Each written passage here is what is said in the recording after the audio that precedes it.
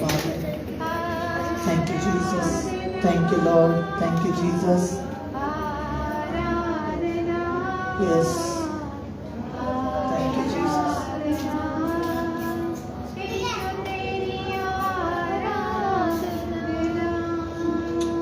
सगळे जण में जेजू क्रिस्ता तालियों देऊन आम्ही अर्धा देऊया.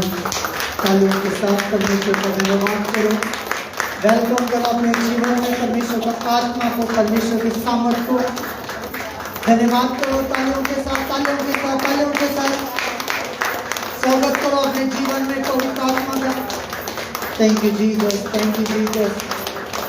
की आवाज कम ना हो. यीशु के नाम से खुदा का, यीशु मसीह का महासामर्थी परमेश्वर यहोवा का, तो राजा गाना दुनिया को दोरी देव जेजू ख्रिस्त तेरे पवित्र नामात उभारून तेरे महिमा करूया. दुसरे माइक कनेक्ट करना, माइक दूसरे का येता आवाज. Thank you Jesus, thank you Lord. Okay okay, सगळे बसून घ्या. सो जितले फेसबुकार पळयता तांकां सगळ्यांक एक ब्लेस आनी आशीर्वाद तुमकां पावो जाता. आनी आयज तुमकां सगळ्यांक वेलकम आसा जेजू क्रिस्ताच्या नांवान. आनी देवाचें उतर आयकाच आनी लायक आनी कमेंट्स आनी शेअर करा. आनी जायते लोकांक गुड न्यूज पावनी. आयचे जो टॉपिक आसा आमकां व्हरतो एक ब्लेसेड टॉपिक. आयज टॉपिक जावन आसा आमी कळपाक जाय की जेजू क्रिस्ताचें कितें आहा तें. जेजू क्रिस्ताचें आयज आमी टॉपिक जाणा जावया की जेजू आमच्या लायफान, आनी जेजूच्या वयल्यान आमी जाणा जावया की जेजूचो जो मेन जो पॉयंट्स आहा आयज तुमकां सगळ्यांक पावो जातलो. Okay okay. सो आज परमेश्वर का वचन आप लोगों को मिलने के लिए जा रहा है. ಇವತ್ತು ನಿಮಗೆ ದೇವರ ವಚನವನ್ನು ಸಿಗಲಿಕ್ಕೆ ಸಾಧ್ಯವಿದೆ. का हैकर नशा भीतर का लास्ट सो तेंका हिंदी कळना न्ही बिलकुल. ओके. सो तेज्या खातीर कन्नडीन मातशें ते घेतले ट्रान्सलेट करतले तेंका कळपा खातीर. तुमकां सगळ्या हिंदीन या कोंकणीन जाय? हिंदी कोंकणी हिंदी. Okay okay. बड़ी गुड. जायतो लेट आ रहा है बहुत. हाँ ठीक है. और बहुत सारे लोग नहीं आए तो परमेश्वर उन्हें भी आशीष करे, उन्हें भी लेकर आए. ठीक है. आज हमारे जीवन में एक बहुत ही खास दिन है. ಇವತ್ತು ನಮ್ಮ ಜೀವನದಲ್ಲಿ ಒಂದು ಒಳ್ಳೆಯ ದಿನವನ್ನು ಕೊಟ್ಟಿದ್ದಾನೆ ದೇವರು. और आज हमारे जीवन में एक नया ब्लेसिंग आपके जीवन में परमेश्वर देने के लिए जा रहा है. ಇವತ್ತು ನಮ್ಮ ಜೀವನದಲ್ಲಿ ಒಳ್ಳೆಯ ಒಂದು ಬ್ಲೆಸ್ಸಿಂಗ್ ಅನ್ನು ಕೊಡ್ಲಿಕ್ಕೆ ಹೋಗ್ತಾ ಇದ್ದಾನೆ ದೇವರು. आज परमेश्वर हमारे मन को देखना चाहता है ಇವತ್ತು ನಮ್ಮ ದೇವರು ನಮ್ಮ ಮನಸ್ಸನ್ನು ನೋಡ್ತಾ ಇದ್ದಾನೆ कि हम किस तरह से परमेश्वर के पास आए ಹೇಗೆ ನಾವು ದೇವರ ಹತ್ತಿರವನ್ನು ಬಂದಿದ್ದೀವಿ और हमारे जीवन में परमेश्वर कैसे ब्लेस करेगा. ಮತ್ತೆ ನಮ್ಮ ಜೀವನದಲ್ಲಿ ದೇವರು ಯಾವ ರೀತಿ ನಮಗೆ ಬ್ಲೆಸ್ ಅನ್ನು ಆಶೀರ್ವಾದವನ್ನು ಕೊಡ್ತಾನೆ ಅಂತ. यीशु का मतलब है ಯೇಸುವಿನ ಅರ್ಥ ಅಂದರೆ वो हमें बचाने वाला है, ಅವರು ನಮ್ಮನ್ನು ಕಾಪಾಡುವಂತ ದೇವರು, वो हमें उद्धार देने वाला है, ನಮ್ಮ ಜೀವನವನ್ನು ಕೊಡುವಂತ ದೇವರು, वो हमें आशीष करने वाला है. ನಮ್ಮನ್ನ ಉದ್ಧಾರಿಸಿ ಮುಂದೆ ತೋರಿಸುವ ದೇವರು. यीशु के नाम में ये नया जीवन है. ಯೇಸುವಿನ ಹೆಸರಿನಲ್ಲೇ ಒಳ್ಳೆ ಜೀವನವಿದೆ. लेकिन हम आज का टॉपिक ये होगा, ಇವತ್ತಿನ ವಚನ ಏನಂದ್ರೆ हम देखेंगे कि यीशु मसीह को किस तरह से संसार में यीशु मसीह आए. ಈ ಸಂಸಾರದಲ್ಲಿ ಯೇಸು ಮसीह ಯಾವ ರೀತಿಯಿಂದ ಬಂದಿದ್ದಾನೆ ಅಂತ ಈ ಟಾಪಿಕ್ ಅಲ್ಲಿ ಕಳೆಯುವುದು. आमीन. ಆಮೆನ್. क्योंकि हम देखेंगे शुरुआत में परमेश्वर क्या था और परमेश्वर क्या बनकर आया और परमेश्वर कौन है. ಈಗ ನಾವು ನೋಡೋದೇನಂದ್ರೆ ಯೇಸು ಯಾವ ರೀತಿ ಬಂದ, ಯೇಸು ಯಾವ ರೀತಿಯಲ್ಲಿ ಇದ್ದಾನೆ ಅಂತ, ಯೇಸು ಯಾವ ರೀತಿಯಲ್ಲಿ ಕಲಿಸ್ತಾನೆ ಅಂತ. ओके योगित करिए. सो आज का वचन से हम बातें करेंगे. परमेश्वर के वचन से परमेश्वर के बातें जो होगा आपके लिए पावरफुल परमेश्वर का ब्लेसिंग होगा. ಪರಮೇಶ್ವರದ ವಚನವನ್ನು ಇವತ್ತಿನ ನಮ್ಮಲ್ಲಿ ಜೀವನದಲ್ಲಿ ಒಂದು ಪವರ್ಫುಲ್ ವಚನವಿರುತ್ತೆ. और आप लोग लेने के लिए तैयार होना चाहिए. ಮತ್ತೆ ನೀವೆಲ್ಲ ಈ ವಚನವನ್ನು ತಗೊಳ್ಳಿಕ್ಕೆ ರೆಡಿ ಆಗಿರಬೇಕು. आपका जीवन सेव नहीं रहेगा. ಇವತ್ತಿನ ನಿಮ್ಮ ಜೀವನ ಸೇಮ್ ಇರುವುದಿಲ್ಲ. आप आज के बाद आपके जीवन एक बड़ी ब्लेस में बदल रहा है. ಇವತ್ತಿನ ಈ ಕ್ಷಣದಿಂದ ನಿಮ್ಮ ಜೀವನವನ್ನು ಒಂದು ಒಳ್ಳೆಯ ರೀತಿಯಿಂದ ಬದಲಾವಣೆ ಆಗುತ್ತೆ. आपके परिवार, आपके काम, आपके सारे आशीषों की लाइन लगने वाली है. ನಿಮ್ಮ ಎಲ್ಲ ಪರಿವಾರ ಮತ್ತು ನಿಮ್ಮ ಜೀವನ ಎಲ್ಲವನ್ನು ಬದಲಾಯಿಸಿಕ್ಕೆ ಹೋಗ್ತಾನೆ, ಆಶೀರ್ವಾದದಿಂದ ತುಂಬಲಿಕ್ಕೆ ಹೋಗ್ತಾನೆ. आपका जो भी टेंशन है, सोचना है, चिंता है, आपके जीवन में कुछ भी कठिनाई क्यों ना हो, आज बदल कर जाओगे. ನಿಮ್ಮ ಜೀವನದಲ್ಲಿ ಟೆನ್ಷನ್ ಇದೆ, ಪ್ರಾಬ್ಲಮ್ ಇದೆ, ಎಂತಾದರೂ ಇರಲಿ, ಅವತ್ತು ಎಲ್ಲವನ್ನು ಬದಲಾಯಿಸಿಕ್ಕೆ ಹೋಗ್ತಾ ಇದ್ದಾನೆ ದೇವರು. आज बड़ा आपके लिए देने के लिए जा रहा है. ಇವತ್ತು ಒಳ್ಳೆಯದನ್ನು ನಿಮಗೆ ಕೊಡ್ಲಿಕ್ಕೆ ಹೋಗ್ತಾ ಇದ್ದಾನೆ ದೇವರು. यस आमेन बोल के रिसीव करो. जोर से आमेन बोलो. Yes amen. वचन वाचन जल्दी. आमेन. तो हम सब तैयार हैं. खुशी है. ಎಲ್ಲರೂ ರೆಡಿ ಇದ್ದೀರಾ ದೇವರ ವಚನವನ್ನು ತಗೊಳ್ಳಿಕ್ಕೆ? कितने लोग खुश है? ಯಾರು ಹ್ಯಾಪಿ ಇದ್ದಾರೆ? ಎಲ್ಲರೂ ಆನಂದದಿಂದ ಇದ್ದೀರಾ? तो क्या बैठा नहीं आते बैठा हिंदी बैठा अगर जायते आते हैं ना घुस पड़ा हिंदी क्यों गाना कोंकणी क्यों किधर क्यों पाजे काम ओके हाँ so ओके बिग मैं बना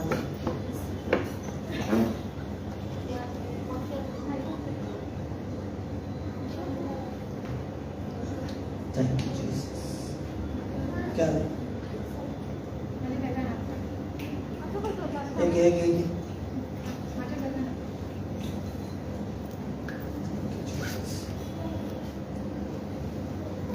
थैंक यू परमेश्वर थैंक यू जीसस ठीक है चलो हम सब वचन की ओर बढ़ेंगे ನಾವು ವಚನದಲ್ಲಿ ಹೋಗೋಣ.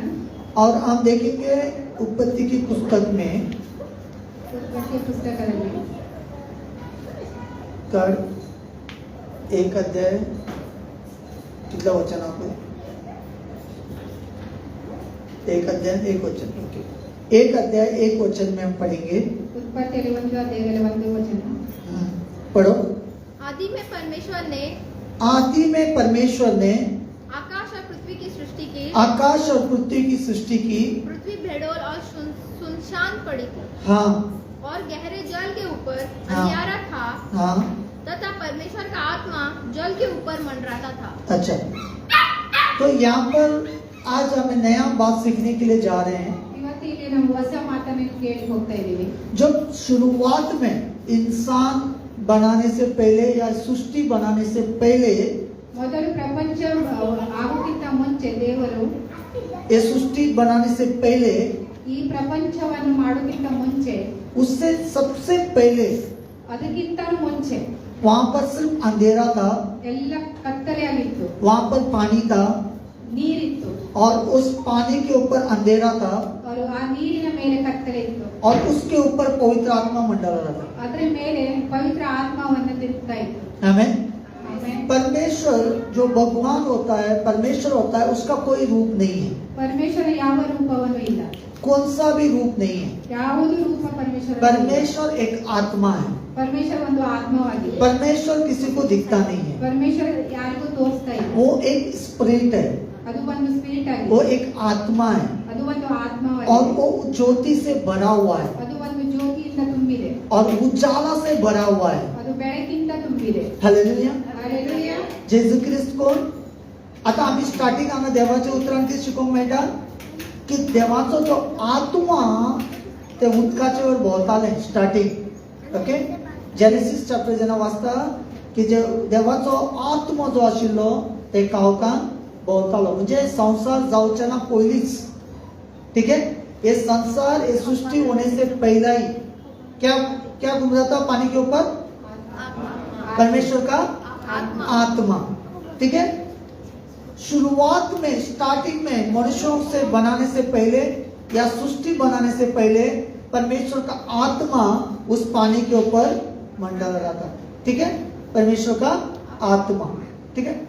फिर हम जाएंगे नया नियम में जाएंगे मैथ्यू चैप्टर 1:8 पर अशा गुतू कार्ड साठी बस यीशु का जन्म इस प्रकार पहिली से सुरुवात लाईन सांग अध्याय 16 मत्ती हाँ। 1:18 ಮತ್ತಾಯ 1:18 मैथ्यू चैप्टर 1:18 वर्ड्स यीशु मसीह का जन्म इस प्रकार से हुआ यीशु मसीह का जन्म। अभी सुनो, अभी यहाँ पर क्या बता रहे हैं? शुरुआत में सृष्टि बनाने से पहले परमेश्वर का आत्मा था। हाँ, ಪ್ರಪಂಚ ಮಾಡೋಕ್ಕಿಂತ ಮುಂಚೆ ಅದರ ಮೇಲೆ ಆತ್ಮವನ್ನಿತ್ತು और जब यीशु मसीह ಮತ್ತೆ ಯೇಸು ಮಸಿ जो इस संसार में आए, ಈ ಪ್ರಪಂಚದಲ್ಲಿ ಬಂದಾಗ लेकिन वो कैसे आए? ಹೇಗೆ ಬಂತು यीशु कौन है? ಯೇಸು ಯಾರು ಅಂತ यीशु का नाम क्या है?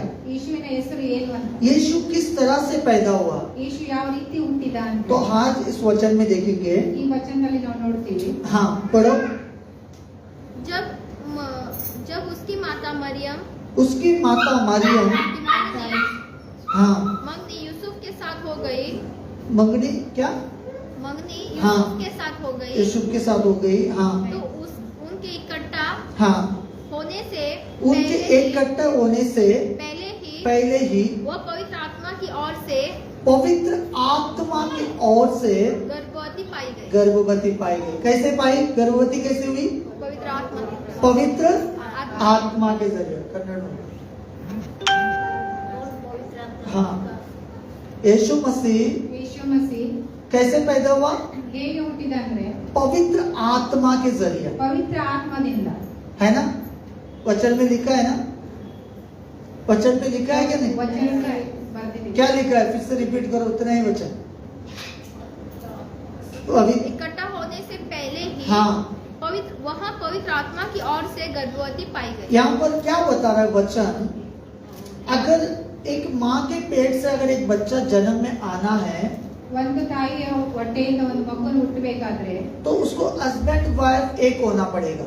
ಅದು ಗಂಡ ಹೆಂಡತಿ ಒಂದಾಗಬೇಕಾಗುತ್ತೆ यस, लेकिन यहाँ पर वचन क्या बता रहा है? ಇದರಲ್ಲಿ ವಚನ ಏನ್ ಹೇಳುತ್ತೆ ಅಂದ್ರೆ जो उनके मारियम के साथ एक इकट्ठे होने से पहले ಅವ್ರ ತಾಯಿ ಜೊತೆ ಒಂದು ಆಗೋಕ್ಕಿಂತ ಮುಂಚೆನೆ पवित्र आत्मा के जरिया ಪವಿತ್ರ ಆತ್ಮದಿಂದ पवित्र आत्मा के जरिया ಪವಿತ್ರ ಆತ್ಮದಿಂದ यीशु मसीह ಯೇಸು ಮಸಿ जन्म लिया।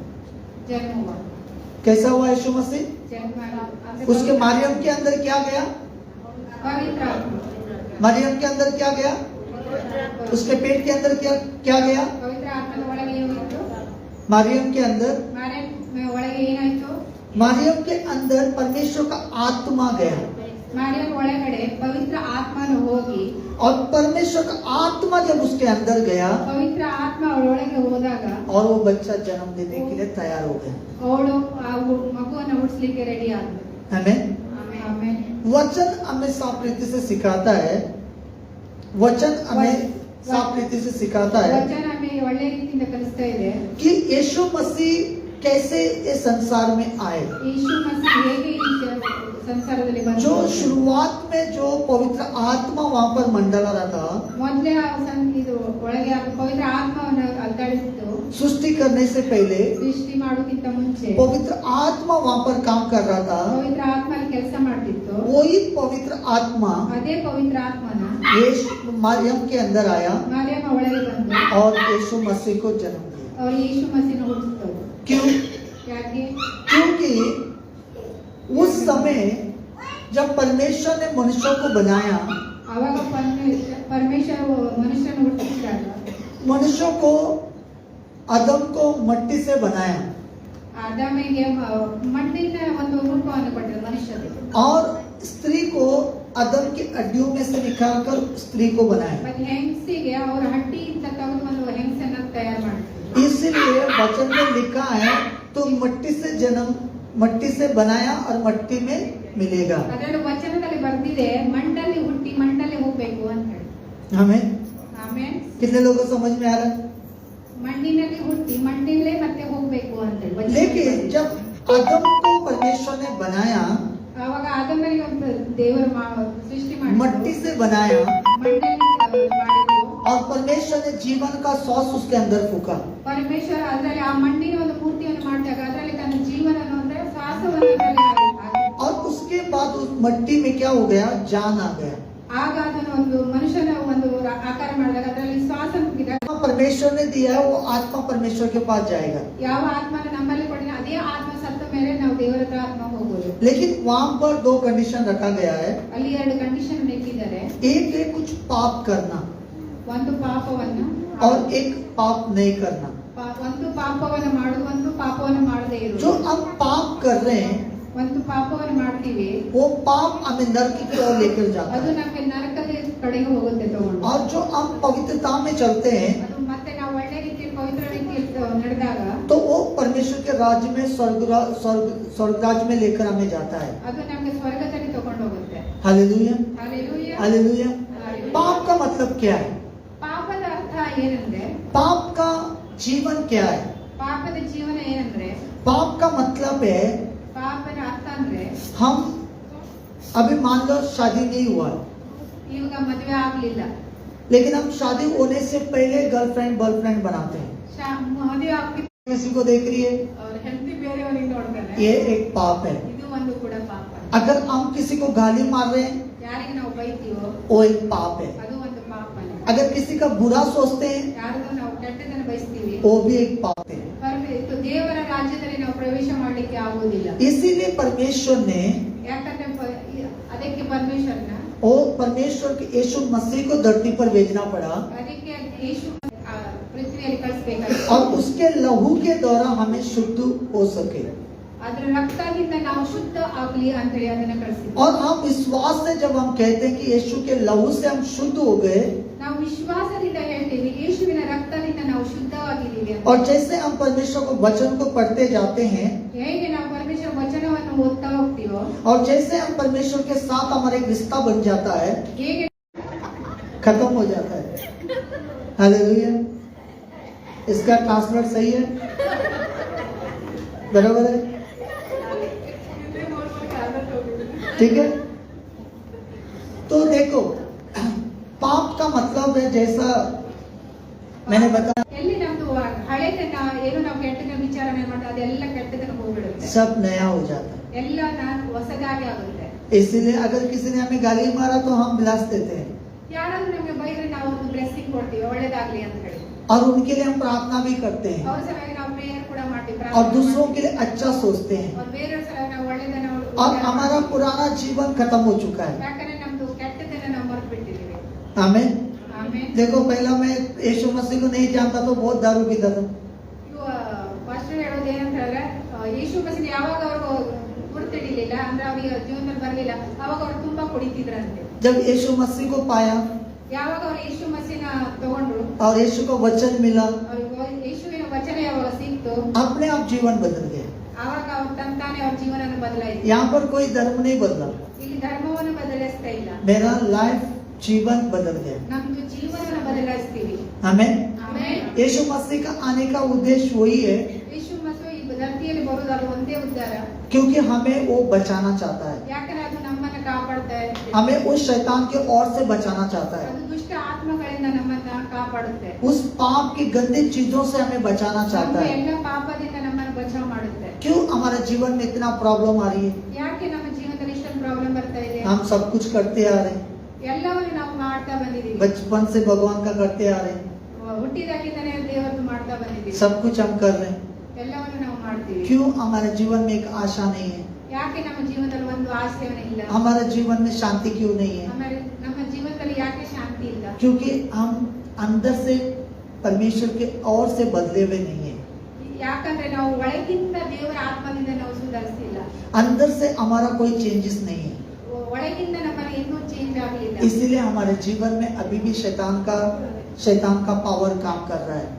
ಅದ್ರ ಸಲುವಾಗಿ ನಮ್ಮ ಜೀವನದಲ್ಲಿ ಮತ್ತು ಅದೃಷ್ಟ ಆತ್ಮಗಳ ಕಾರ್ಯವನ್ನು ನಡೀತಾ ಇದೆ. तो यहाँ पर हमने देखा कि स्टार्टिंग में परमेश्वर का आत्मा था ಸ್ಟಾರ್ಟಿಂಗ್ ಅಲ್ಲಿ ನಾವು ನೋಡ್ತೀವಿ ಪರಮೇಶ್ವರನ ಆತ್ಮವನ್ನಿತ್ತು, और यीशु मसीह को मरियम के पेट से जब परमेश्वर यीशु मसीह को अगर जो उसके अंदर मरियम के पेट के अंदर क्या किया? ಮಾರ್ಯಾಮಿನ ಹೊಟ್ಟೆಯ ಒಳಗೆ पवित्र आत्मा को भेजा। ಪವಿತ್ರ ಆತ್ಮವನ್ನು ಕಳಿಸಿ, वही शुरुआत का आत्मा पवित्र आत्मा ಯಾವಾಗ ಸ್ಟಾರ್ಟಿಂಗ್ ಇದು ನೆಲದ ಮೇಲೆ ಅದು ಜೀವನ ಆತ್ಮವನ್ನು ನಡೆದಿದ್ದು ಅದೇ वही पवित्र ಆತ್ಮವನ್ನ आत्मा मरियम के अंदर भेजा ಅದೇ ಆತ್ಮವನ್ನ ಮಾರಿಯಮ್ಮನ ಹೊಟ್ಟೆ ಒಳಗೆ ಕಳಿಸಿ और वो अंदर पेट में तैयार हुआ ಅದು ಹೊಟ್ಟೆ ಒಳಗೆ ತಯಾರಾಗಿ और एक बच्चा जन्म हुआ ಒಂದು ಹುಡುಗನ ಜನ್ಮ ಆಯ್ತು और उसका नाम यीशु रखा गया। ಅದ್ರ ಹೆಸರು ಯೇಸು ಅನ್ನಿತ್ತು यीशु का नाम का मतलब है ಯೇಸುವಿನ ಹೆಸರಿನ ಅರ್ಥ ಏನಂದ್ರೆ हमें बचाने वाला। ನಮಗೆ ಕಾಪಾಡುವಂತನು हालेलुया। हालेलुया क्या करने वाला? हमें बचाने वाला। बोलो हमें बचाने वाला। ನಮ್ಮನ್ನ ಕಾಪಾಡುವನು हाँ, फिर हम बुक ऑफ जॉन चैप्टर 4 और 24 वचन पढ़ेंगे। ये जो नया हम सुनते हैं तो कुछ अलग से लगता है। ನೀನ್ ಹಾಕ್ತೀಯ. ಸುಕ್ಕು ಸೋನಾ ಮತ್ हाँ, मैंने क्या बोला? जब हम नया सुनते हैं कुछ अलग से लगता है हमें, ಯಾವಾಗ ನಾವು ಹೊಸದನ್ನೇನು ಕೇಳ್ತೀವೋ ಅದು ನಮ್ಗೆ ಬೇರೆದೇ ಆಗಿ ಕಾಣಿಸುತ್ತೆ लेकिन उसको जब अच्छे से पढ़ेंगे घर में तो पूरी बात समझ में आ जाएगी। ಯಾವಾಗ ನಾವು ಮನೆಯಲ್ಲಿ ಅದನ್ನ ಸರಿಯಾಗಿ ಓದ್ತೀವೋ ಆವಾಗ ನಮ್ಗೆ ಅದನ್ನ ಅರ್ಥ ಆಗುತ್ತೆ और उसको बार बार सुनने से आपके जीवन में सारी बातें समझ में आएगा। ಅದು ಮತ್ತೆ ಮತ್ತೆ ನಾವು ಕೇಳ್ತಾ ಇರ್ಬೇಕು ಓದ್ತಾ ಇರ್ಬೇಕಾದ್ರೆ ಆವಾಗ ನಮ್ಗೆ ಅರ್ಥವನ್ನಾಗುತ್ತೆ हाँ, पढ़ो, अब पढ़ो। यूहन्ना हाँ, 4 अध्याय 24 वचन। ಯೋಹಾನ 4:24 ವಚನ परमेश्वर आत्मा है। अभी मैंने क्या बोला था? ಪರಮೇಶ್ವರ परमेश्वर कौन है? ಪರಮೇಶ್ವರ ಏನು ಈಗೇನು ಹೇಳಿದ್ದು ಪರಮೇಶ್ವರ ಏನು हर यहाँ पर डिक्लेयर बताया, पढ़ो। परमेश्वर आत्मा है परमेश्वर आत्मा है। ಪರಮೇಶ್ವರ ಆತ್ಮ हाँ, और अवश्य है कि उसकी आराधना करने वाले और अवश्य है कि जो उसकी आराधना करने वाला आत्मा और सच्चाई से आराधना आत्मा और सच्चाई से उसकी आराधना करना है। ಆತ್ಮ ಮತ್ತೆ ಸತ್ಯದಿಂದ ಅಂದ್ರೆ ನಿಜದಿಂದ ಅದರ ಆರಾಧನೆ ಯಾರು ಮಾಡ್ತಾರೋ परमेश्वर कौन है? ಆತ್ಮ परमेश्वर कौन है? ಪರಮೇಶ್ವರ ಯಾರು परमेश्वर आत्मा है, ಪರಮೇಶ್ವರ ಆತ್ಮ है ना? अभी मेरे अंदर क्या है? ಈಗ ನಮ್ಮ ಜೀವನದಲ್ಲಿ ಏನಿದೆ एक आत्मा है, ಒಂದು ಆತ್ಮ ಇದೆಯಾ प्राण है ಜೀವನ ಇದೆಯಾ क्या नहीं? है ना? प्राण है ना?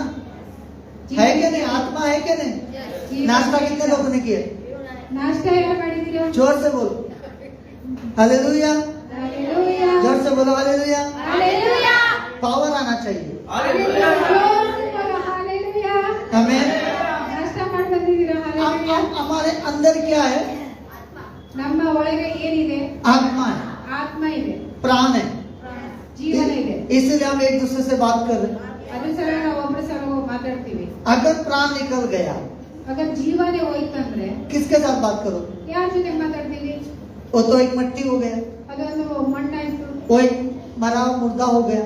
ಅದು ಒಂದು ಪ್ರಾಣ ಹೋಗಿದ್ದ ಜೀವ ತರ ಇತ್ತು यस, है क्या नहीं? ಹೌದಾ लेकिन परमेश्वर ऐसा नहीं है, परमेश्वर आत्मा है। ಪರಮೇಶ್ವರ ಹಾಗಲ್ಲ ಪರಮೇಶ್ವರ ಒಂದು ಆತ್ಮವನ್ನ ಆಗಿದೆ परमेश्वर मरता नहीं है। ಪರಮೇಶ್ವರ ಯಾವಾಗ ಸಾಯುವುದಿಲ್ಲ परमेश्वर कभी इतने दिन उतना दिन रहने के लिए नहीं आया है। ಪರಮೇಶ್ವರ ಆತ್ಮ ಅದು ಈಗ ಆವಾಗ ಇರ್ಲಿಕ್ಕೆ ಬರಲಿಲ್ಲ परमेश्वर का वचन में लिखा है, ಪರಮೇಶ್ವರ ವಚನದಲ್ಲಿ ಬರೆದಿದೆ पूरे इतिहास गवाह है, ಪೂರ್ತಿ ಇತಿಹಾಸ ಒಂದು ಸಾಕ್ಷಿ ಇದೆ यीशु मसीह आए धरती पे। यीशु मसीह जमीन पे आए हाँ, यीशु मसीह धरती पर आए ಯೇಸು ಮಸೀಹ ಇದು ಪ್ರಪಂಚದಲ್ಲಿ ಬಂದಾಗ और हमारे लिए जिया। ನಮ್ಮಲ್ಲಿ ಅವ್ರು ಜೀವನ ಮಾಡ್ತು वो उसने प्रभु यीशु ने गुड न्यूज पहुंचाए सबको ಪ್ರಭು ಯೇಸು ಮಸೀಹ ಎಲ್ಲರಿಗೆ ಒಳ್ಳೆ ಸುದ್ದಿಯನ್ನು ಕಳಿಸಿತು और हमारे पापों को उसने क्रूस पर उठाया ನಮ್ಮ ಪಾಪವನ್ನು ತನ್ನ ಕ್ರೂಸಿನಲ್ಲಿ ಎತ್ತಿ और उसके लहू से हमें शुद्ध किया ಅದರ ರಕ್ತದಿಂದ ನಮ್ಮನ್ನು ಶುದ್ಧ ಮಾಡಿ और यीशु मसीह हमारे लिए उसने प्राण दिया ಯೇಸು ಮಸೀಹ ನಮ್ಮ ಸಲುವಾಗಿ ಜೀವವನ್ನು ಕೊಟ್ಟು और उसको दफनाया गया ಅದಕ್ಕೆ ಮತ್ತೆ ಮಣ್ಣು ಮಾಡಿ और तीसरा दिन फिर जिंदा हुआ। ಮೂರನೇ ದಿನದಲ್ಲಿ ಮತ್ತೆ ಅವರು ಜೀವಿತ ಆದ್ರು हालेलुया। हालेलुया। इस बातों के लिए ताली होना चाहिए यीशु के लिए। यीशु मसीह जीवित परमेश्वर है, ಯೇಸು ಮಸೀಹ ಒಂದು ಜೀವಿತ ದೇವರು वो उसके अंदर जीवन है, ಅವರ ಅದರಲ್ಲೇ ಒಂದು ಜೀವನ ಇರೋದು वो कोई रूप नहीं है, ಅದು ಯಾವುದು ರೂಪ ಅಲ್ಲ वो कोई फोटो नहीं है, ಅದು ಒಂದು ಫೋಟೋನು ಕೂಡ ಅಲ್ಲ वो क्रूस भी नहीं है, ಅದೊಂದು ಕ್ರೂಸನು ಕೂಡ ಅಲ್ಲ वो आत्मा है। ಅದು ಒಂದು ಆತ್ಮವಾಗಿದೆ हालेलुया। ಹಾಲೆಲೂಯಾ अगर आत्मा से हमें बातें करना है ಆದ್ರೆ ಆತ್ಮದಿಂದ ನಮ್ಮನ್ನ ಮಾತಾಡ್ಬೇಕಾದ್ರೆ तो हमारे आत्मा भी साफ रहना चाहिए। ನಮ್ಮ ಆತ್ಮನು ಕೂಡ ಒಳ್ಳೆದಾಗಿರಬೇಕು. हमारा मन अच्छा होना चाहिए. ನಮ್ದು ಮನಸ್ಸು ಕೂಡ ಒಳ್ಳೆದಾಗಿರಬೇಕು. अच्छे मन से पिता को बुलाना चाहिए. ಒಳ್ಳೆ ಮನಸ್ಸಿಂದ ದೇವರನ್ನ ಕರಿಬೇಕು. आज हम जाते हैं ಈಗ ನಾವು ಹೋಗ್ತೀವಿ और हम बहुत सारे भगवान के पास कंप्लेंट देते हैं. ಅವ್ರ ಎಲ್ಲ ದೇವರ ಹತ್ರ ಹೋಗಿ ನಾವು ಒಂದು ಕಂಪ್ಲೇಂಟ್ ಮಾಡ್ತೀವಿ. उसने ऐसा किया, इसने ऐसा किया, उसने ऐसा किया, उसने ऐसा किया. ಅದು ಅವರು ಈ ತರ ಮಾಡಿದ್ರು ಆ ತರ ಮಾಡಿದ್ರು ಅಂತ ಹೇಳಿ. हालेलुया. हालेलुया. हमारे मन में क्या है? ಪಾಪ. हमारे मन में क्या है? गलत विचार. ಗಲತ್ ವಿಚಾರ.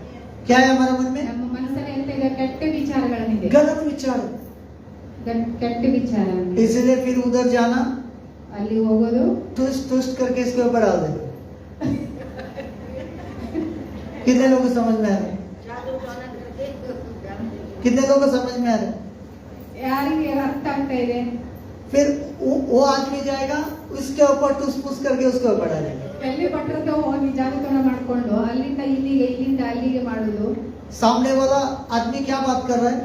ಮುಂದಿನವನು ಎಂತ ಮಾತಾಡ್ತಾ ಇದ್ದಾನೆ? देखा इसने गलत किया इसलिए इसके साथ ऐसा हुआ. ಅವನು ಕೆಟ್ಟದ್ದು ಮಾಡಿದಕ್ಕೆ ಅವನ ಜೊತೆ ಈ ರೀತಿ ಆಗಿದೆ ಅಂತ. और जब उसके साथ ऐसा होता है ಅದಕ್ಕೆ ಯಾಗ ಅವನ ಜೊತೆಗೆ ಈ ರೀತಿ ಆಗುತ್ತಾ? और ये लोग बोलेंगे देखा उसने गलत किया इसलिए इसके साथ ऐसा ಇವ್ರು हुआ. ಹೇಳೋದು ನೋಡು ಅವನು ಈ ತರ ಮಾಡ್ನಲ್ಲ ಅದಕ್ಕೆ ಅವನಿಗೆ ಈ ತರ ಆಗಿದೆ ಅಂತ ಹೇಳಿ. समझ में आ रहा है?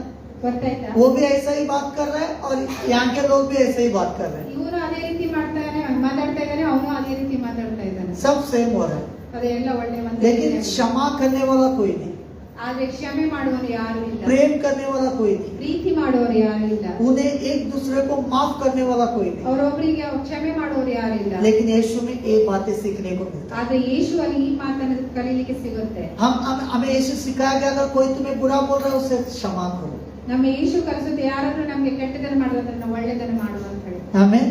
ಆಮೆನ್. जब हम अच्छाई सोचेंगे, अच्छा करेंगे, हमारे जीवन में अच्छाई आएगी. ನಾವು ಯಾವಾಗ ಯಾರು ಒಳ್ಳೆದನ್ನು ಬಯಸ್ತೀವಿ ನಮ್ಮದು ಕೂಡ ಒಳ್ಳೆದನೇ ಆಗುತ್ತೆ. क्योंकि परमेश्वर को हम शारीरिक रूपों से परमेश्वर की प्रसन्न नहीं कर सकते. ನಮ್ಮ ಶರೀರದಿಂದ ನಾವು ಪರಮೇಶ್ವರನ ಉತ್ಸಾಹಗೊಳಿಸಲಿಕ್ಕೆ ಸಾಧ್ಯವಿಲ್ಲ. हम देखते हैं अभी एक क्रूस बनाया होता है, ನಾವು ನೋಡ್ತೀವಿ ಒಂದು ಕ್ರೂಸ್ ಆಗಿರುತ್ತೆ. लेकिन वो क्रूस किसने बनाया? ಅದು ಆ ಕ್ರೂಸ್ ಅನ್ನು ಯಾರು ಮಾಡಿದ್ದು? मनुष्यों ने. ಮನುಷ್ಯನೇ. यस, ಹೌದಾ? मनुष्यों ने बनाया. ಹೌದಾ? क्या? ಮನುಷ್ಯನೇ ಮಾಡಿದ. क्या यीशु क्रूस में है? क्या वो जीवन है? ಕ್ರೂಸ್ ಆ ದೇವರು ಯೇಸು ಆ ಕ್ರೂಸ್ ಅಲ್ಲಿ ಇದ್ದಾನ, ಈ ಜೀವನದಲ್ಲಿ ಇದ್ದಾನ. तो हम किसके पास जाके बात करते हैं? ನಾವು ಯಾರ ಜೊತೆ ಹೋಗಿ ಮಾತಾಡ್ತೀವಿ? हम क्रूस के पास जाके खड़े हो जाते हैं ನಾವು ಕ್ರೂಸ್ ಜೊತೆ ಮುಂದಿನಡೆ ಹೋಗಿ ನಿಂತ್ಕೊಳ್ತೀವಿ. और उसके पास जाके बातें करने लगते हैं. ಅವ್ರ ಜೊತೆ ಹೋಗಿ ಅಲ್ಲಿ ಮಾತಾಡ್ತಾನೆ. लेकिन वो यीशु वहाँ पर है ही नहीं है. ಅಲ್ಲಿ ಯೇಸು ನಮ್ದು ಇಲ್ಲ. हालेलुया. ಹಾಲೆಲೂಯಾ. यीशु कहाँ पर है? ಯೇಸು ಎಲ್ಲಿದ್ದಾನೆ? यीशु हमारे अंदर ही है. ಯೇಸು ನಮ್ಮ ಒಳಗಡೆ ಇರೋದು. Yes, Yes. यीशु हमारे अंदर ही है. ಯೇಸು ನಮ್ಮ ಒಳಗಡೆನೇ ಇದ್ದಾನೆ. 1 Corinthians 3:16. क्यों यीशु हमारे अंदर है? क्योंकि हमारे अंदर एक आत्मा है. ಯಾಕೆ ನಮ್ಮ ಯೇಸು ನಮ್ಮ ಒಳಗಿದ್ದಾನೆ ಅಂತ ಹೇಳಿದ್ರೆ ನಮ್ಮ ಜೀವನದಲ್ಲಿ ಒಂದು ಆತ್ಮವನಿದೆ. अगर हमारे अंदर बुरी सोच विचार जब हमारे जीवन से निकल जाता है ಯಾವಾಗ ನಮ್ಮ ಜೀವನದಿಂದ ಕೆಟ್ಟದನ್ನು ಹೋಗಿರುತ್ತೆ, और परमेश्वर के लहू के द्वारा हम शुद्ध हो जाते हैं, ಯಾವಾಗ ಯೇಸುವಿನ ಲಹೂಯಿಂದ ನಾವು ಶುದ್ಧ ಆಗಿರ್ತೀವೋ उसका वही पवित्र आत्मा हमारे अंदर आ जाता है. ಅದೇ ಪವಿತ್ರ ಆತ್ಮನು ಕೂಡ ನಮ್ಮ ಒಳಗೆ ಬಂದಿರುತ್ತೆ. और जब वो पवित्र आत्मा हमारे अंदर आता है, ಯಾವಾಗ ಆ ಪವಿತ್ರ ಆತ್ಮನು ಕೂಡ ನಮ್ಮ ಒಳಗೆ ಬರುತ್ತೆ, हमारे जीवन में सब कुछ अच्छा होने लगता है. ನಮ್ಮ ಜೀವನದಲ್ಲಿ ಎಲ್ಲವೂ ಒಳ್ಳೆದಾಗ್ಲಿಕ್ಕೆ ಸ್ಟಾರ್ಟ್ ಆಗುತ್ತೆ. अगर हमारे जीवन में कोई दुख और कष्ट जो भी दिख रहा है, ನಮ್ಮ ಜೀವನದಲ್ಲಿ ಯಾವುದೋ ಒಂದು ಕಷ್ಟ ದುಃಖ ಕಾಣಿಸ್ತಾ ಇದೆ ಅಂದ್ರೆ, लेकिन हमारे अंदर पवित्र आत्मा जब काम करता है, ನಮ್ಮ ಒಳಗಡೆ ಯಾವಾಗ ಪವಿತ್ರ ಆತ್ಮ ಕೆಲಸ ಮಾಡುತ್ತೋ, हम आंख बंद करके प्रार्थना करते हैं, ಯಾವಾಗ ನಾವು ಕಣ್ಣು ಮುಚ್ಚಿ ಪ್ರಾರ್ಥನೆ ಮಾಡ್ತೀವಿ, वो आत्मा के जरिए परमेश्वर के पास हमारे आवाज जाती है. ಆವಾಗ ನಮ್ಮ ಪವಿತ್ರ ಆತ್ಮ ಒಳಗೆ ಅಲ್ಲಿ ಮೇಲೆ ಅದು ನಮ್ಮ ಆವಾಜನ ಹೋಗುತ್ತೆ. हमें ಆಮೇಲೆ हम कई बार बोलते हैं ना परमेश्वर हमारा पिता है, ಯಾವಾಗ ನಾವು ಹೇಳ್ತೀವಲ್ಲ ಪರಮೇಶ್ವರ ನಮ್ಮ ತಂದೆ ಅಂತ ಹೇಳಿ, बोलते हैं कि नहीं? वही हमारा पिता है, वही हमारा माता है, ಅದೇ ನಮ್ಮ ತಾಯಿ, ಅದೇ ನಮ್ಮ ತಂದೆ. बोलते हैं कि नहीं? अभी मान लो घर में माँ बाप का फोटो है, ಅಂದ್ರೆ ಒಂದು ಕ್ಷಣದ ವಿಚಾರ ಮಾಡಿ, ನಮ್ಮ ಮನೆಯಲ್ಲಿ ತಂದೆ ತಾಯಿ ಫೋಟೋ ಇದೆ, घर में माँ बाप का फोटो है, ಮನೆಯಲ್ಲಿ ತಂದೆ ತಾಯಿ ಫೋಟೋ ಇದೆ, 2-3 बच्चे हैं, 2-3 ಮಕ್ಕಳಿದ್ದಾರೆ. और वो बच्चे जाकर ಆ ಮಕ್ಕಳು ಹೋಗಿ वो फोटो के पास जाके मांग रहे हैं ಆ ಫೋಟೋ ಮುಂದ್ಗಡೆ ನಿಂತು ಕೇಳ್ತಾ ಇದ್ದಾರೆ, कि मुझे खाना दो, ನನಗೆ ಊಟ ಕೊಡು, ಕೊಡಿ, मुझे कपड़ा दो, ನನಗೆ ಬಟ್ಟೆ ಕೊಡಿ, मुझे ये दो, ನನಗೆ ಅದು ಕೊಡಿ. क्या वो फोटो बच्चों को दे सकता है? ಆ ಫೋಟೋ ಆ ಮಕ್ಕಳಿಗೆ ಕೊಡಕ್ ಸಾಧ್ಯನಾ? कौन आके देगा? ನಮ್ಮ ಮನೆಯಲ್ಲಿ ಮಕ್ಕಳು ಏನಾದ್ರು ಬಂದು ಕೇಳಿದ್ರೆ ತಂದೆ ತಾಯಿ ಕೊಡ್ತಾರೋ ಇಲ್ವಾ? अगर मान लो अगर वहाँ पर आपका फोटो है, अगर उसके पास आकर मांगेंगे तो ಫೋಟೋ ಮುಂದೆ ಬಂದು ಅವ್ರು ಕೇಳಿದ್ರೆ ಕೊಡ್ತಾರ? वो फोटो बस आके देंगे क्या? ಆ ಫೋಟೋ ಹೊರಗೆ ಬಂದು ಕೊಡ್ತಾರ ಅವರು? कितने लोगों को एग्जाम्पल समझ में आ रहा है? ಗೊತ್ತಾಯ್ತಾ? परमेश्वर डालेगा। ಅವಾಗ ನಮ್ಮ ಒಳ್ಳೆ ಸುದ್ದಿಯನ್ನು ನಮ್ಮ ದೇವರ ಮನಸ್ಸಲ್ಲಿ हाँ, ಹಾಕ್ತಾರೆ. हमारे मन में बातों को समझाएगा, बेटा ये मत कर, ये मत कर, ये मत कर, ये कर। ದೇವರು ಅವಾಗ ನಮ್ಗೆ ಹೇಳುತ್ತೆ, ಇದು ಕೆಟ್ಟದನ್ನ ಮಾಡ್ಬೇಡ, ಅದು ಮಾಡ್ಬೇಡ, ಇದು ಮಾಡ್ಬೇಡ ಅಂತ ಹೇಳಿ. हालेलुया। ಹಾಲೆಲೂಯಾ. अगर हमें परमेश्वर को देखना है, ಯಾವಾಗ ಆದ್ರೆ ನಮ್ಗೆ ದೇವರನ್ನ ಕಾಣಬೇಕು, हमारे मन को शुद्ध करना पड़ेगा ನಮ್ಮ ಮನಸ್ಸನ್ನು ಶುದ್ಧ ಮಾಡಬೇಕು. और प्रार्थना के जरिए हम परमेश्वर को देख सकते ಪ್ರಾರ್ಥನಾದಿಂದಲೇ ನಾವು ದೇವರನ್ನು हैं, ನೋಡೋಕೆ क्योंकि ಸಾಧ್ಯ. परमेश्वर आत्मा है। ಯಾಕಂದ್ರೆ ಪರಮೇಶ್ವರ ಒಂದು ಆತ್ಮವಾಗಿದೆ. आत्मा को शरीर के रूप में नहीं देख सकते। ಆತ್ಮನ ಶರೀರದ ರೂಪದಲ್ಲಿ ನೋಡಕ್ ಸಾಧ್ಯನೇ ಇಲ್ಲ. अगर यहाँ से हमें अंदर आना है तो हमें दरवाजा खोल कर आना पड़ेगा, ಹೊರಗಿಂದ ಒಳಗೆ ಬರ್ಬೇಕಂದ್ರೆ ಅದು ಬಾಗಿಲನ್ನು ತೆಗೆದು ಒಳಗೆ ಬರ್ಬೇಕಾಗುತ್ತೆ. लेकिन परमेश्वर को ऐसा कुछ नहीं है। ಆದ್ರೆ ಪರಮೇಶ್ವರಿಗೆ ಯಾವ ರೀತಿಯೂ ಇಲ್ಲ. परमेश्वर डायरेक्ट किधर से भी आ सकता है, ಪರಮೇಶ್ವರ ಯಾವ ಕಡೆಯಿಂದ ಬರಬಹುದು, क्योंकि वो आत्मा है। ಯಾಕಂದ್ರೆ ಅದು ಆತ್ಮವಾಗಿದೆ. समझ में आ रहा है आप लोग को? ಗೊತ್ತಾಯ್ತಾ? हाँ। अब 1 कोरिन्थियन 3:16 वचन पढ़ो। First कुरिन्थियों first कुरिन्थियों। 3 हाँ। अध्याय 16। हाँ। क्या तुम नहीं जानते? क्या तुम नहीं जानते? ನಿಮ್ಗೆ ಗೊತ್ತಿಲ್ವಾ? हाँ, तुम परमेश्वर का मंदिर हो तुम परमेश्वर का मंदिर हो। और ನೀವು ಒಂದು ಪರಮೇಶ್ವರ ಮಂದಿರ ಆಗಿದ್ದೀರಾ. कौन है परमेश्वर का मंदिर? कौन है परमेश्वर का मंदिर? ನಾವು. कन्नड़ बोलो ना उसको। ಯಾರು ಪರಮೇಶ್ವರ ಮಂದಿರ? मंदिर कौन है? ಮಂದಿರ ಯಾರು? हम है। ನಾವು. ಪರಮೇಶ್ವರ ಮಂದಿರ ಯಾರು? ನಾವು. समझ में आ रहा आप लोग को?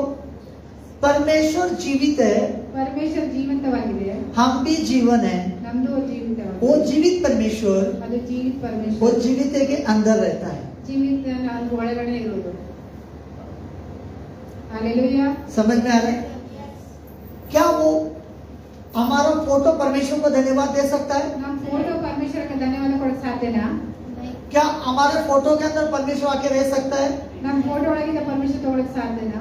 लेकिन परमेश्वर हमारे अंदर रहता है, इसलिए हम परमेश्वर का धन्यवाद करते हैं। ಪರಮೇಶ್ವರ ಆತ್ಮ ನಮ್ಮೊಳಗೆ ಇರೋದ್ರಿಂದ ನಾವು ಪರಮೇಶ್ವರಗೆ ಧನ್ಯವಾದನ ಹೇಳ್ತೀವಿ. इसलिए हम परमेश्वर का स्तुति करते हैं। ಅದ್ರ ಸಲುವಾಗಿ ನಾವು ದೇವರ ಸ್ತುತಿಯನ್ನು ಮಾಡ್ತೀವಿ. परमेश्वर जीवित है। ಪರಮೇಶ್ವರ ಜೀವಂತವಾಗಿದೆ. आप लोग बोलो परमेश्वर मरा हुआ है क्या जीवित है? आप बोलो, ನೀವು ಹೇಳಿ, ಪರಮೇಶ್ವರ ಸತ್ತಿದ್ದಾನೆ, ಜೀವಂತವಾಗಿದ್ದೀರಾ? जोर से बोलो।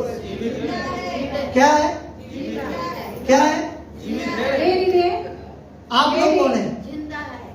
आप लोग कौन है? ನೀವು ಯಾರು? आप लोग भी जीवित है। ನೀವು ಜೀವಂತವಾಗಿದ್ದೀರಾ? तो परमेश्वर का मंदिर कौन है? ಪರಮೇಶ್ವರ ಮಂದಿರ ಯಾರು? यस।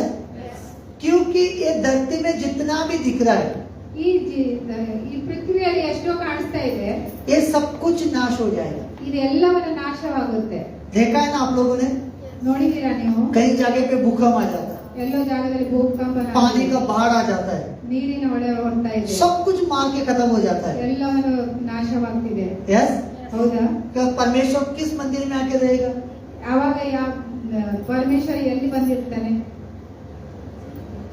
अभी मान लो बड़ा चर्च है, वहाँ पर भूकंप आ गया, ಒಂದು ದೊಡ್ಡ ಚರ್ಚ್ ಇದೆ, ಅಲ್ಲಿ ಭೂಕಂಪ ಬಂತ ತಿಳ್ಕೊಳ್ಳಿ. तो ये ಹಾಗೆ ಕೊಡ್ಲಿಕ್ಕೆ ಸಾಧ್ಯವಿಲ್ಲ. क्योंकि परमेश्वर ने हमें बनाया है, ಯಾಕಂದ್ರೆ ಪರಮೇಶ್ವರ ನಮ್ಮನ್ನು ಮಾಡಿಸಿದ್ದಾರೆ. क्योंकि परमेश्वर के बच्चे हैं हम लोग। ಯಾಕಂದ್ರೆ ನಾವು ಪರಮೇಶ್ವರ ಮಕ್ಕಳಾಗಿದ್ದೀವಿ. अभी सोचो, हम परमेश्वर के बच्चे हैं ಈಗ ವಿಚಾರ ಮಾಡಿ, ನಾವು ದೇವರ ಮಕ್ಕಳು और परमेश्वर का बच्चे अगर हम हैं तो परमेश्वर, ಬರ್ತಾ ಇದೆ. इसीलिए परमेश्वर बोलता है कि तुम परमेश्वर का मंदिर हो।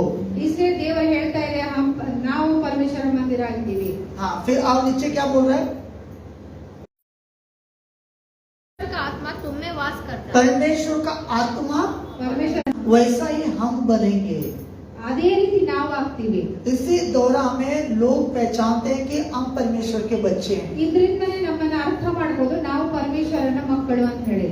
अगर मानो कुछ माँ बाप, यदि कोई परमेश्वर का मंदिर को नष्ट करेगा, ಯಾವಾಗ ಒಂದು ನಮ್ಮ ಶರೀರವನ್ನು ನಷ್ಟ ಮಾಡ್ತಾರೋ, मंदिर परमेश्वर का मंदिर, ನಮ್ಮ ಶರೀರ ಒಂದು ಮಂದಿರವನ್ನು ನಷ್ಟ ಮಾಡ್ತಾರ.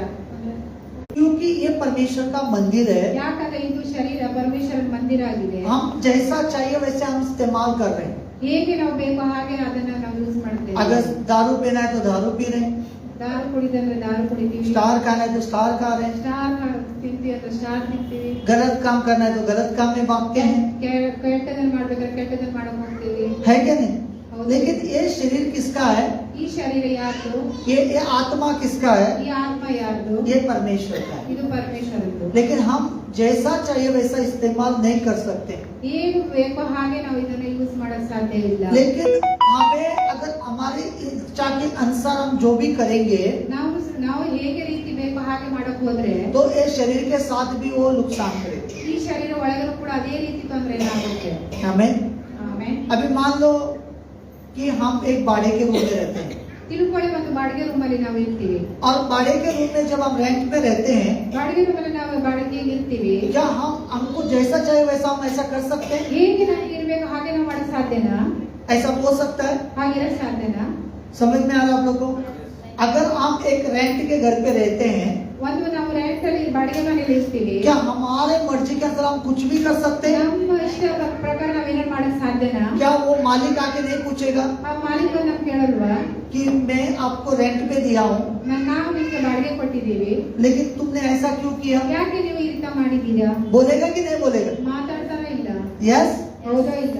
लेकिन ये शरीर भी परमेश्वर ने हमें दिया है. ಈ ಶರೀರ ಕೂಡ ಅದೊಂದು ಪರಮೇಶ್ವರ ನಮ್ಗೆ ಕೊಟ್ಟಿದೆ. ये हमारा नहीं है, ಇದು ನಮ್ದಲ್ಲ, ये हमारा इच्छा के अनुसार नहीं है. ಇದು ನಮ್ಮ ಇಚ್ಛೆ ಪ್ರಕಾರ ಅಲ್ಲ. एक दिन ये शरीर को छोड़कर जाना ಈ पड़ेगा. ಶರೀರ ಒಂದಿನ ಬಿಟ್ಟು ಹೋಗ್ಲೇಬೇಕು. लेकिन इस शरीर के साथ अगर कुछ गलत करेंगे ಈ ಶರೀರದ ಒಳಗೆ ನಾವು ಏನಾದ್ರು ಕೆಟ್ಟದನ್ನ ಮಾಡ್ತೀವಿ, वो परमेश्वर पूछेगा, ಅದು ಪರಮೇಶ್ವರ ಕೇಳ್ತಾನೆ. उसको ಶಿಕ್ಷಾ है ಅದಕ್ಕೆ ಶಿಕ್ಷಣ और वो ಸಿಗುತ್ತೆ, नर्क भी जा सकता ಒಂದು ನರ್ಕ भी ಹೋಗ್ಲಿಕ್ಕೆ ಸಾಧ್ಯ ಇದೆ. है. हमें ಆಮೇಲೆ अगर हम बाड़े रेंट के घर को अगर तोड़फोड़ करेंगे क्या उसका मालिक चुप रहेगा? ರೆಂಟ್ ಮನೆ ನಾವು ಬಾಡಿಗೆ ಮನೆ ಕೂತ್ಕೊಂಡು ನಾವೆಲ್ಲಂತ ನಾವು ನೋಡ್ತಕ್ಕಿದ್ರೆ ಸುಮ್ಮನೆ ಇರ್ತಾನ ಅವನು? अगर तोड़फोड़ कर देंगे ಆಗ ಅದು ಮುರಿತೀವಿ, ಏನಾದ್ರು ಎಲ್ಲ ಏನಾದ್ರು ವಸ್ತು ಅದನ್ನ ತುಳಿತೀವಿ, ನೋಡ್ತೀವಿ, ಅದನ್ನ ಅವನು ಸುಮ್ಮನೆ ಇರ್ತಾನ ನೋಡ್ಕೊಂಡು. वो उसका जो मालिक है वो चुप नहीं रहेगा. ಆ ಮಾಲೀಕ ಅವನು ಸುಮ್ಮನೆ ಇರಕ್ ಸಾಧ್ಯ ಇಲ್ಲ. हमें उसका पैसा भी वो वसूल करके लेगा. ಅದು ದುಡ್ಡು ಕೂಡ ವಸೂಲಿ ಮಾಡ್ಕೊಳ್ತಾನೆ. कितने लोगों को समझ में आ रहा है? ಯಾರಿಗೆ ಗೊತ್ತಾಯ್ತು? परमेश्वर कौन है? ಪರಮೇಶ್ವರ ಯಾರು? परमेश्वर कौन है? ಪರಮೇಶ್ವರ ಯಾರು? परमेश्वर आत्मा है. ಪರಮೇಶ್ವರ ಆತ್ಮ ಆಗಿದೆ. लेकिन आप लोग सोचोगे ನೀವು ವಿಚಾರ ಮಾಡ್ತೀರಾ, कि ये पास्टर ये बात क्यों समझा रहा है? ಪಾಸ್ಟರ್ ನಿಮ್ಗೆ ಈ ಮಾತನ್ನ ಯಾಕೆ ಹೇಳ್ತಾ ಇದ್ದಾರಾ? ये आत्मा का हमारा जीवन का क्या कनेक्शन है? ಆತ್ಮ ಮತ್ತೆ ನಮ್ಮ ಜೀವನದ ಎಂತ ಕನೆಕ್ಷನ್? हमारा तो दुख तकलीफ बहुत है, ನಮ್ದೇ ದುಃಖ ಕಷ್ಟ ಬಹಳ ಇದೆ, हमारा टेंशन बहुत है. ನಮ್ದೇ ಟೆನ್ಷನ್ ಬಹಳ ಇದೆ. इसको फूक मार के निकाल दो. इसको फूक मार के निकाल दो. कन्नड़ में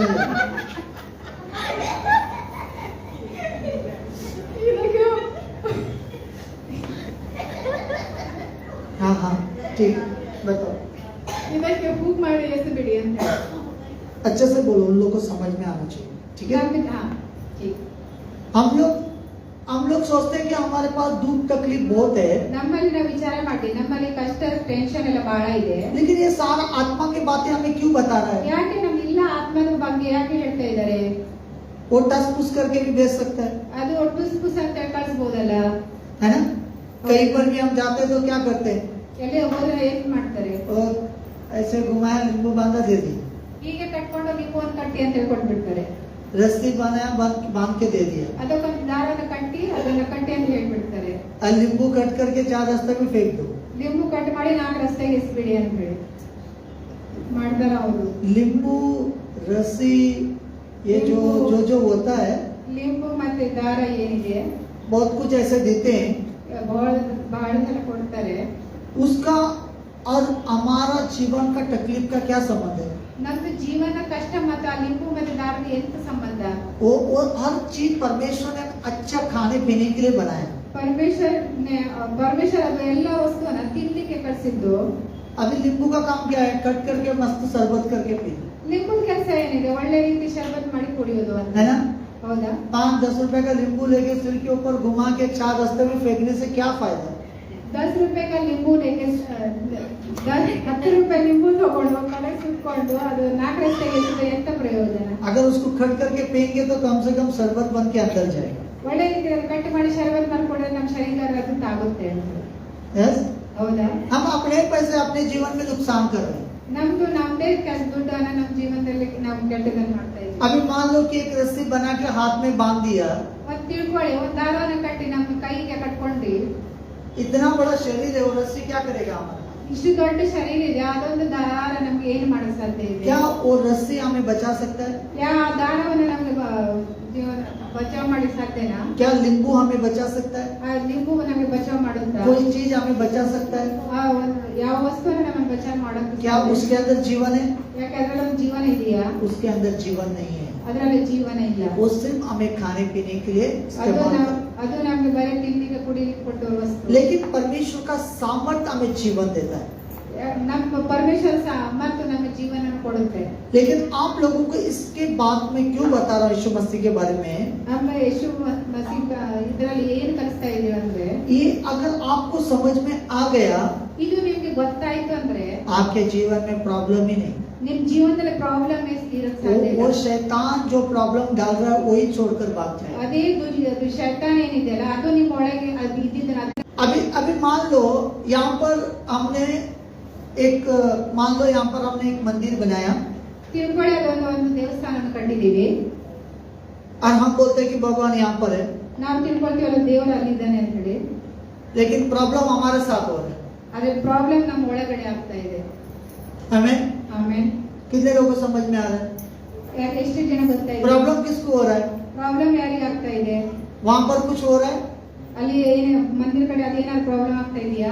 अगर जिस दिन आप बोलोगे कि आप परमेश्वर का मंदिर हो, ಯಾವಾಗ ನೀವು ಹೇಳ್ತೀರಾ ನಾವು ನಮ್ಮ ಶರೀರವನ್ನ ನಮ್ದು ಪರಮೇಶ್ವರನ ಶರೀರ ಅಂತ ಹೇಳಿ, परमेश्वर हमारे अंदर रहता है, ಪರಮೇಶ್ವರ ನಮ್ಮ ಒಳಗೆ ಇರುತ್ತೆ, ऐसा मान के लोगे, ಆವಾಗ ಯಾವಾಗ ನೀವು ಅರ್ಥ ಮಾಡ್ಕೊಳ್ತೀರಾ, तब शैतान डरेगा, ಆವಾಗ ಶೈತಾನನು ಹೆದರ್ತಾನೆ, तब शैतान आप लोग को देखकर डरेगा, ಆವಾಗ ಶೈತಾನ ನಿಮ್ಮನ್ನು ನೋಡಿ ಹೆದರ್ತಾನೆ, तब जादू टोना आपको देखकर डरेगा। ಆವಾಗ ಜಾದುಟೋಣ ನಿಮ್ಮನ್ನು ನೋಡಿ ಹೆದರುತ್ತೆ. क्यों? ಯಾಕೆ? क्योंकि उसको पता लग गया कि परमेश्वर का आत्मा तुम्हारे अंदर है, ಯಾಕಂದ್ರೆ ಅವ್ರಿಗೆ ಗೊತ್ತಿದೆ ನಿಮ್ಮ ಪರಮೇಶ್ವರ ಆತ್ಮ ನಿಮ್ಮ ಒಳಗಡೆ ಇದೆ ಅಂತ तुम ಹೇಳಿ. खुद ही परमेश्वर का मंदिर हो। ಯಾಕಂದ್ರೆ ನೀವೇ ನಮ್ಮ ಪರಮೇಶ್ವರ ಮಂದಿರ ಆಗಿದ್ದಾಗ, अगर परमेश्वर का आत्मा अगर हमारे अंदर है, ಪರಮೇಶ್ವರ ಆತ್ಮ ನಮ್ಮ ಒಳಗೆ ಇದ್ದಾಗ तो कोई चीज हमें कैसे लगेगा? ಯಾವ ವಸ್ತು ನಮ್ಗೆ ಹೇಗೆ ತಾಗ್ಲಿಕ್ಕೆ ಸಾಧ್ಯ ಇದೆ? हेलो, समझ में आ रहा है? हेलो, समझ में आ रहा है? ಗೊತ್ತಾಯ್ತಾ? समझ में आ रहा है? अर्थ आएगा, उल्टा आएगा।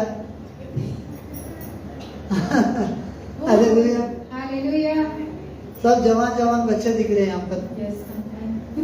है ना? लेकिन कुछ समझ में आ रहा है?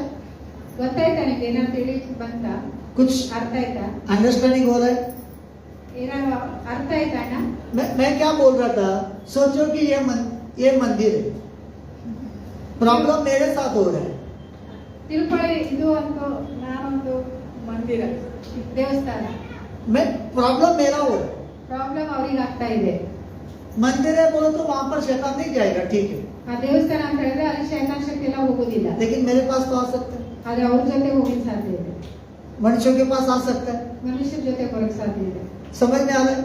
ಗೊತ್ತಾಯ್ತಾ? अगर आपने मान के लिया कि मैं ही मंदिर हूँ, ಆದ್ರೆ ನೀವು ಯಾವಾಗ ತಿಳ್ಕೊಳ್ತೀರಾ ನಾವೇ ಒಂದು ಮಂದಿರ ಅಂತ ಹೇಳಿ, मैं ही मंदिर हूँ, ನಾನೇ ಮಂದಿರ ಅಂತ ಹೇಳಿ, परमेश्वर मेरे अंदर है, ಪರಮೇಶ್ವರ ನನ್ನ ಒಳಗಡೆ ಇದ್ದಾನೆ, अगर आप ऐसे मान के लोगे ಆಗುವಾಗ ನೀವು ಯಾವಾಗ ಅರ್ಥ ಮಾಡ್ಕೊಳ್ತೀರೋ, तो शैतान कैसा आएगा आपके पास? ಶೈತಾನ್ ಹೇಗೆ ಬರಕ್ ಸಾಧ್ಯ ಇದೆ ನಿಮ್ ಜೊತೆಗೆ? समझ में आ रहा है? ಗೊತ್ತಾಯ್ತಾ? समझ में आ रहा है?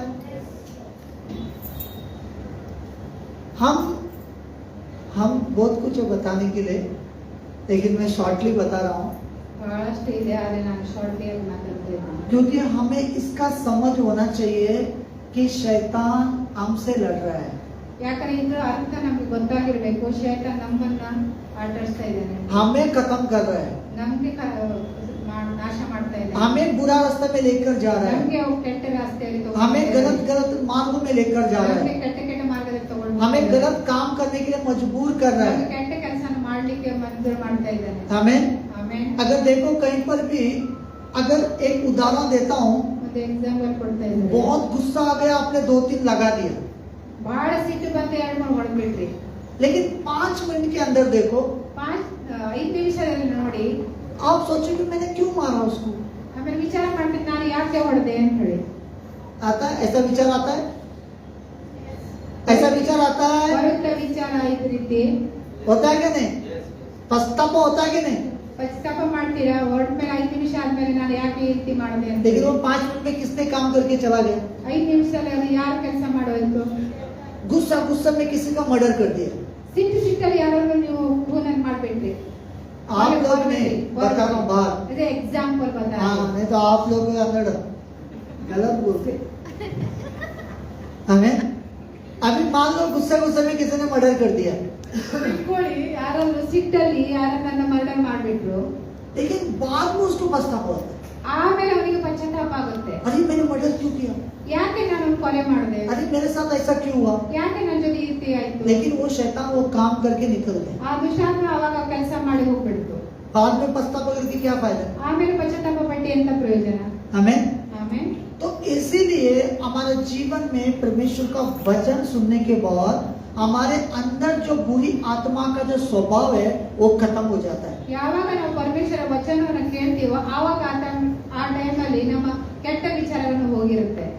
और हमारे अंदर अच्छी बातें निकल रही. ಆಗ ನಮ್ಮ ಒಳಗಿಂದ ಒಳ್ಳೆಯ ಒಂದು ಮಾತನ್ನು ಬರುತ್ತೆ. हालेलुया. हालेलुया. तो ಆತ್ಮ ಇದೆ. परमेश्वर का आत्मा हमारे अंदर है, ಪರಮೇಶ್ವರ ಆತ್ಮ ನಮ್ಮ ಒಳಗಡೆ हम ಇದೆ. जीवित मंदिर है. ನಮ್ದು ಜೀವನ ಮಂದಿರ ಇದೆ. हम इस शरीर के साथ कुछ भी ऐसे वैसा नहीं कर सकते, ಈ ಶರೀರ ಒಳಗೆ ನಾವು ಅದೇ ರೀತಿ ಮಾಡೋ ಸಾಧ್ಯ ಇಲ್ಲ. क्योंकि परमेश्वर जैसा कहता है वैसा हमें करना है. ಪರಮೇಶ್ವರ ಹೇಗೆ ಹೇಳ್ತಾನೆ ಹಾಗೆ ನಮಗೆ ಮಾಡಬೇಕು. तब हमारे जीवन ಯೇಸುವಿಗೆ ಹೇಳಿ ನಮ್ಮ ಜೀವನದಲ್ಲಿ ಎಲ್ಲ ಕಷ್ಟಗಳನ್ನು ನೀವು ತೆಗೆದಿದ್ದೀರಾ. और हमारे जीवन में ब्लेसिंग है. ನಮ್ಮ ಜೀವನದಲ್ಲಿ ಬ್ಲೆಸ್ಸಿಂಗ್ ಬಂದಿದೆ. आपके मुंह से अच्छी बातें बोलना स्टार्ट करो. ನಿಮ್ಮ ಬಾಯಿಂದ ಒಳ್ಳೆ ಮಾತುಗಳನ್ನು ಆಡಿ. अगर आपके जीवन में अच्छा दिन देखना चाहते हो, ನಿಮ್ಮ ಜೀವನದಲ್ಲಿ ಒಳ್ಳೆ ದಿನಗಳನ್ನು ನೋಡ್ಬೇಕಂದ್ರೆ अच्छी बातें करना स्टार्ट करना है. ಒಳ್ಳೆ ಮಾತನ್ನ ಹೇಳಬೇಕು. लेकिन अच्छी बातें आपको कहाँ मिलेगा? ಒಳ್ಳೆ ಮಾತನ್ನ ಎಲ್ಲಿ ಸಿಗುತ್ತೆ? परमेश्वर का वचन में, ಪರಮೇಶ್ವರ ವಚನದಲ್ಲಿ, बाइबल में. ಬೈಬಲಲ್ಲಿ. आमेन. ಆಮೆನ್. हम और एक वचन पढ़ेंगे. ನಾವು ಮತ್ತೊಂದು ವಚನದಲ್ಲಿ ಹೋಗ್ತೀವಿ. हम पढ़ेंगे भजन संहिता 28:7. ವಚನ ಸಂಹಿತ 28:7 28-7.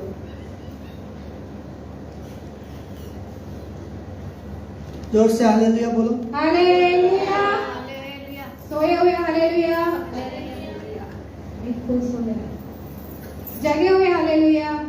हालेलुया हाँ भजन संहिता 28 अध्याय 7 वचन. 7 वचन. यहोवा मेरा बल और मेरी ढाल है यहोवा मेरा बल, यहोवा नंद बल हाँ, और मेरी ढाल है. और मेरा डाल है. और मन ನನ್ನ ದೃಢವಾಗಿದೆ. हाँ, उस पर भरोसा रखने से उस पर भरोसा रखने से मेरे मन को सहायता मिलती है. सहायता मिलती है. इसलिए मेरा हृदय इसीलिए मेरे हृदय, हाँ, प्रफुल्लित और मैं गीत गाकर उसका धन्यवाद करूंगा. मैं गीत गाकर इसका मैं इसका धन्यवाद करूंगा. धन्यवाद.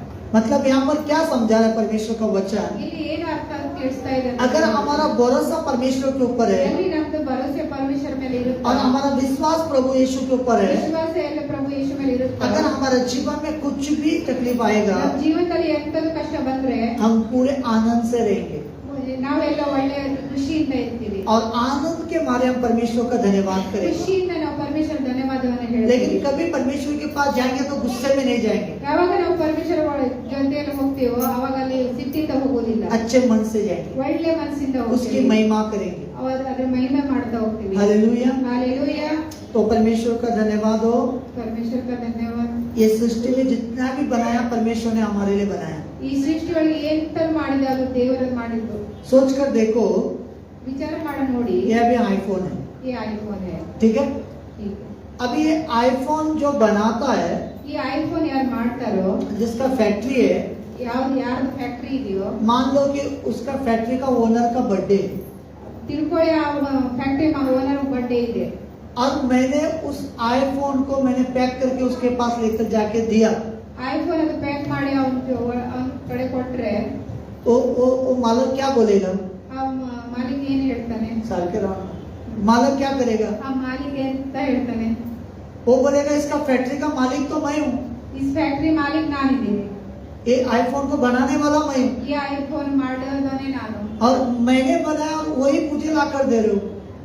ಅದು ನಾನೇ ಮಾಡ್ತೀನಿ ನನಗೆ ತಂದು ಕೊಡ್ತೀಯ इससे अच्छा तू खाली आता था ಅದೇ ಇಂತು ನೀನು ಖಾಲಿ ಕೈಯಲ್ಲಿ ಬರ್ತಿದ್ದೆ और तू आकर सिर्फ थैंक्स बोलता ಬಂದು ನೀನು ಬರೀ ಥ್ಯಾಂಕ್ಸ್ ಹೇಳಿದ್ರೆ या मुझे विश भी करता, ಆದ್ರೆ ಬಂದು ನೀನು ಹೀಗೆ ಶುಭಾಶಯನ ಕೊಡ್ತಿದ್ದೆ अब वही मेरे लिए काफी था। ಅದೇ ನನಗೆ ಬಹಳ ಇತ್ತು यस, ಹೌದಾ अगर फैक्ट्री उस मालिक बनाने वाला मालिक को अगर मैं उसका गिफ्ट दूंगा तो कहाँ से खुश होगा? ಫ್ಯಾಕ್ಟ್ರಿ ಅದು ಐಫೋನ್ ಮಾಡೋ ಮಾಲೀಕನಿಗೆ ಅದು ಹೋಗಿ ಗಿಫ್ಟ್ ಕೊಡೋದು ಎಲ್ಲಿಂದ ಖುಷಿಯಲ್ಲಿ ಇರ್ತಾನೆ लेकिन हम भगवान के पास क्या क्या लेकर जाते हैं? ನಾವು ದೇವರಂತೆ ಏನೇನು ತಗೊಂಡು ಹೋಗ್ತೀವಿ सब कुछ उसी ने बनाया ಎಲ್ಲವನ್ನೂ ಅವನೇ ಸೃಷ್ಟಿ ಮಾಡಿದ್ದು और उसी को देने के लिए जा रहे हैं। ಅವರಿಗೆ ಕೊಡ್ತಾ ಇರೋದು क्या वो खुश होगा? ಅದು ಖುಷಿ ಆಗ್ತಾನ उसको नींबू देने से खुश होगा? ಅದು ಲಿಂಬೆ ಹಣ್ಣು ಕೊಟ್ಟರೆ ಖುಷಿ कुछ देने से खुश होगा? ಬೇರೆ ಏನಾದ್ರು ಕೊಟ್ಟರೆ सब कुछ उसी ने बनाया। ಎಲ್ಲವನ್ನೂ ಅವನೇ ಸೃಷ್ಟಿಸಿ कितने लोग मानते हैं कि सृष्टि परमेश्वर ने बनाया? ಎಷ್ಟು ಜನ ತಿಳ್ಕೊಳ್ತೇವೆ ಪರಮೇಶ್ವರ ಸೃಷ್ಟಿ ಮಾಡಿದ್ದಾನೆ सृष्टि किसने बनाया? ಸೃಷ್ಟಿ ಯಾರು ಮಾಡಿದ್ದು परमेश्वर ने। ಪರಮೇಶ್ವರ हर चीज परमेश्वर ने बनाया। ಪರಮೇಶ್ವರನ ಎಲ್ಲ ವಸ್ತು क्या ಮಾಡಿ वही चीज परमेश्वर को दे सकते हैं? ಅದೇ ವಸ್ತುವನ್ನು ನಾವು ಪರಮೇಶ್ವರ ಕೊಡಕ್ ಸಾಧ್ಯನಾ दे सकते हैं? ಕೊಡೋ ಸಾಧ್ಯ क्या वो खुश होगा? ಅದು ಖುಷಿ ಆಗ್ತಾನ ठीक है, आप जाकर 10 नारियल फोड़ दो, परमेश्वर खुश होगा? ನೀವು ಹೋಗಿ 10 ಕಾಯಿಯನ್ನು ಹೊಡಿರಿ ಅದು ಖುಷಿ ಆಗ್ತಾರ परमेश्वर बोलेंगे तो मैंने दिया, ಪರಮೇಶ್ವರ ಹೇಳ್ತಾನೆ ಅದು ನಾನೇ ಕೊಟ್ಟಿದ್ದು ये मैंने बनाया, ಅದು ನಾನೇ ಮಾಡಿದ್ದು मैंने आपको खाने के लिए दिया, ನಾನಿದು ತಿಂಡಿ ಕೊಟ್ಟಿದ್ದು तुम बाहर फेंक रहे हो। ನೀವು ಹೊರಗೆ ಸಿಗ್ತಾ ಇದ್ದೀರಾ हमें ಆಮೇಲೆ लेकिन इससे अच्छा होता ಅದು ಇದು ಒಳ್ಳೇದಿತ್ತು तुम आकर मेरे सामने सिर्फ धन्यवाद की भेंट चढ़ाओ, ನೀವು ಬಂದು ನನ್ನಲ್ಲಿ ಧನ್ಯವಾದ ಭೇಟವನ್ನು ಕೊಡ್ತಿದ್ರೆ तो मैं तुम्हें आशीष दिया। ನಾನು ನಿಮ್ಗೆ ಆಶೀರ್ವಾದವನ್ನು ಕೊಡ್ತಿದ್ದೆ यस, ಹೌದಾ परमेश्वर को क्या चाहिए? ಪರಮೇಶ್ವರಿಗೆ ಏನು ಬೇಕು परमेश्वर को क्या चाहिए? ಪರಮೇಶ್ವರಿಗೆ ಏನು ಬೇಕು परमेश्वर को चाहिए हम अपने मन से उसका धन्यवाद दें ಪರಮೇಶ್ವರಿಗೆ ಏನ್ ಬೇಕಂದ್ರೆ ನಾವು ಮನಸ್ಸಿಂದ ಅವರಿಗೆ ಧನ್ಯವಾದವನ್ನು ಕೊಡುದು और कुछ नहीं दे सकते। ಮತ್ತೆ ಏನು ಕೊಡಕ್ ಸಾಧ್ಯವಿಲ್ಲ चांदी सोना ಬೆಳ್ಳಿ ಬಂಗಾರ हीरे ಡೈಮಂಡ್ क्या दे सकते? ಏನ್ ಕೊಡು ಸಾಧ್ಯ सब कुछ उसी का। ಎಲ್ಲವನ್ನೂ ಅವ್ರಿಗೆ हमें ಆಮೇಲೆ समझ में आ रहा है? एग्जाम्पल मैंने मोबाइल से दिया है, ಎಕ್ಸಾಂಪಲ್ ಮೊಬೈಲ್ ಇಂದ ಕೊಟ್ಟಿದ್ದು क्योंकि मोबाइल का फैक्ट्री को लेके जाके मोबाइल दे रहे हैं गिफ्ट, क्या खुश हो? ಮೊಬೈಲ್ ಮಾಡಿ ಫ್ಯಾಕ್ಟರಿ ಅವರಿಗೆ ಹೋಗಿ ಮೊಬೈಲ್ ಕೊಟ್ಟಿ ಅಂತ ಖುಷಿ ಆಗ್ತಾನೆ ಅವನು कुछ खुश नहीं होगा। ಖುಷಿ ಆಗೋದಿಲ್ಲ ಅವ್ನಿಗೆ. हमें ಆಮೇಲೆ समझ में आया आप लोग को? ಗೊತ್ತಾಯ್ತಾ ಇವರಿಗೆ ಗೊತ್ತಾಯ್ತಾ? आप लोग को ಗೊತ್ತಾಯ್ತಾ? सबको पता चला चलो खड़े हो जाएंगे, ಧನ್ಯವಾದ ಎಲ್ಲರೂ ನಿಂತ್ಕೊಳ್ಳಿ प्रार्थना करेंगे। ಪ್ರಾರ್ಥನೆ ಮಾಡ್ತಾರೆ क्या आप लोग सचमुच बड़ी ब्लेसिंग लेना चाहते हो? ನೀವು ಒಳ್ಳೆ ರೀತಿಯಲ್ಲಿ ಬ್ಲೆಸ್ಸಿಂಗ್ ತಗೊಳ್ಳಿಕ್ಕೆ ರೆಡಿ ಇದ್ದೀರಾ आज का सुना वचन आपके मन में है? ಇವತ್ತಿನ ಕಳಿಸಿರೋ ವಚನ ನಿಮ್ಮ ಮನಸ್ಸಲ್ಲಿ ಇದೆಯಾ क्या आप मान लेते हैं कि परमेश्वर का आत्मा मेरे अंदर है? ನೀವು ತಿಳ್ಕೊಳ್ತೀರಾ ಪರಮೇಶ್ವರ ಆತ್ಮ ನಮ್ಮ ಒಳಗಡೆ ಇದೆ कि परमेश्वर एक आत्मा है ಪರಮೇಶ್ವರ ಒಂದು ಆತ್ಮವಾಗಿದೆ और वही हमारा हर जरूरत को पूरा कर सकता ಅದೇ है, ನಮ್ಮ ಎಲ್ಲ ಜरूरतನ್ನು ಪೂರ ಮಾಡಲಿಕ್ಕೆ वो ಸಾಧ್ಯವಿದೆ सब कुछ दे सकता है। ಅದು ಎಲ್ಲವನ್ನು ಕೊಡಕ್ಕೆ ಸಾಧ್ಯ हमें ಆಮೇಲೆ तो अब इस समय हम लोग ऑफरिंग लेंगे। घेतला तुम्ही? ओके, इस समय हम लोग ऑफरिंग लेंगे परमेश्वर के लिए दान निकालेंगे और जो जो परमेश्वर के लिए बीज बोना चाहते हैं वो बीज बोइए, ಪರಮೇಶ್ವರಿಗೆ ದಾನವನ್ನು ದಾನ ಮಾಡಲಿಕ್ಕೆ और जो वॉल के लिए पीछे बुक में लिखकर देना है। ವಾಲಿಗೆ ಏನು ಕೊಡ್ತೀವಿ ಅದು ठीक है, चलो दान लेंगे, दान के ऊपर स्टार्ट करें।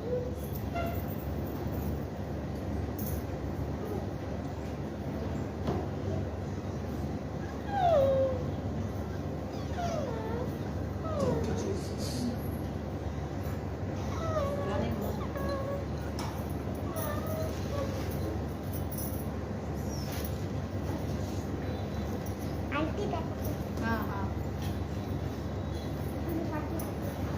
Thank you Jesus. सब धन्यवाद के साथ